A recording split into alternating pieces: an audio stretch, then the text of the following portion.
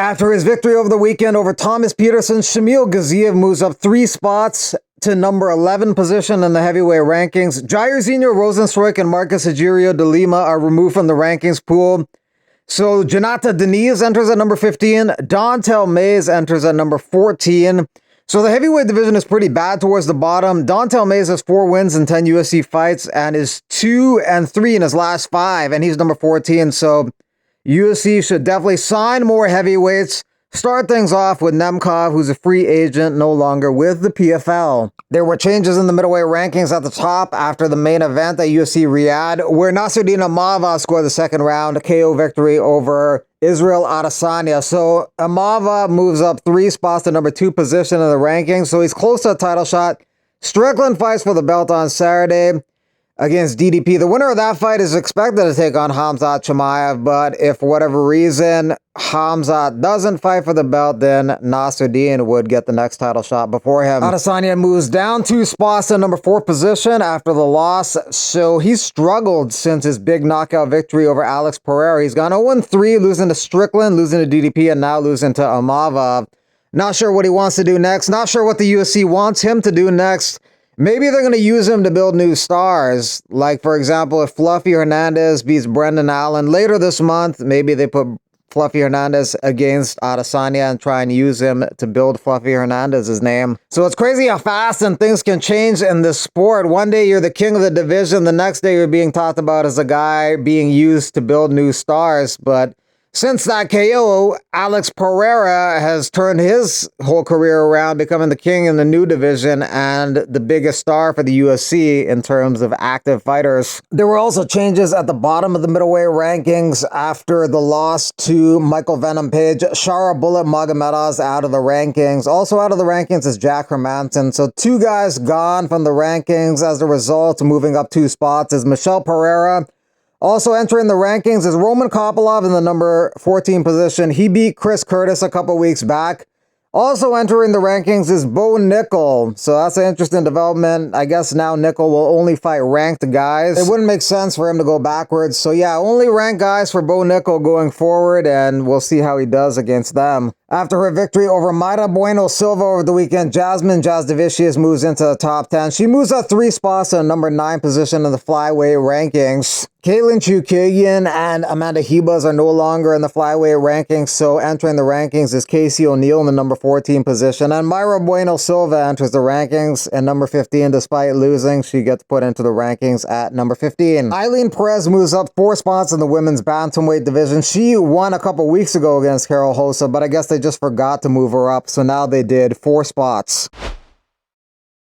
Since Jairzinho Rozenstruik is no longer with the UFC, the Karate Combat president is down to sign him and do Robles to Spain versus Rozenstruik, which would be an interesting fight.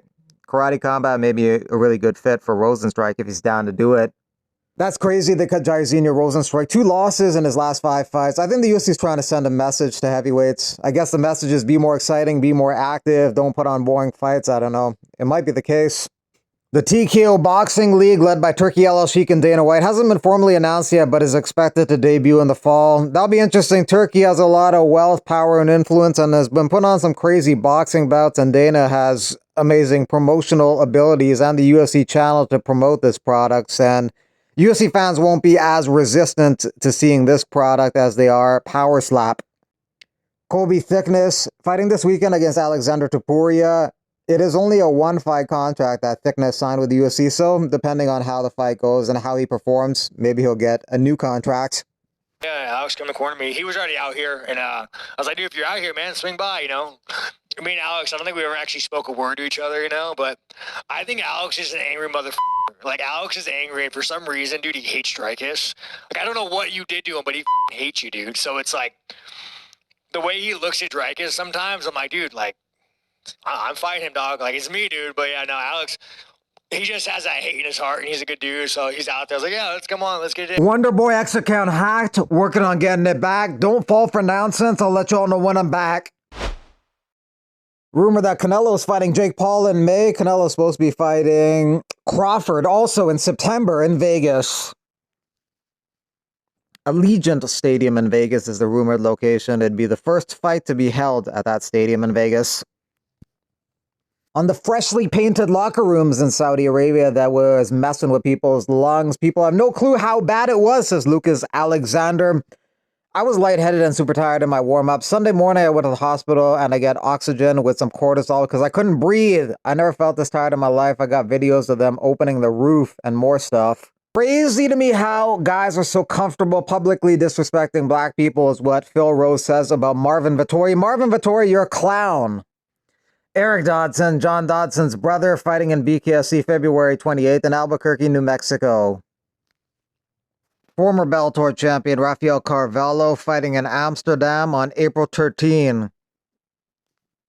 These fake news accounts sometimes come up with some decent ideas for fights, like Robert Whittaker versus Kyle Bahayo. It makes sense for them to fight number 4 and 6 in the division. They haven't fought before, so it kind of makes sense. For his first power slap fight, Dumpling out of Siberia wanted $25,000 and 3 goats. So that's what he got paid, $25K and 3 goats.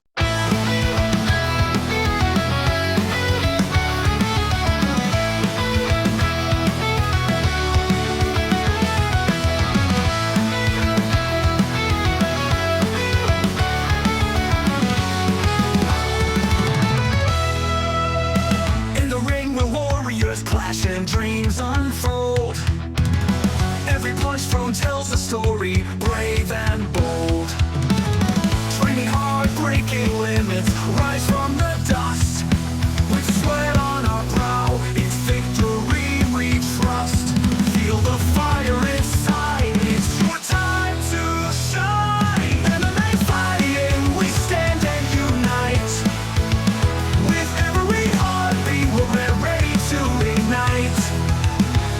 In the cage of life, we'll conquer our fate. Together as one, we'll rise, never break.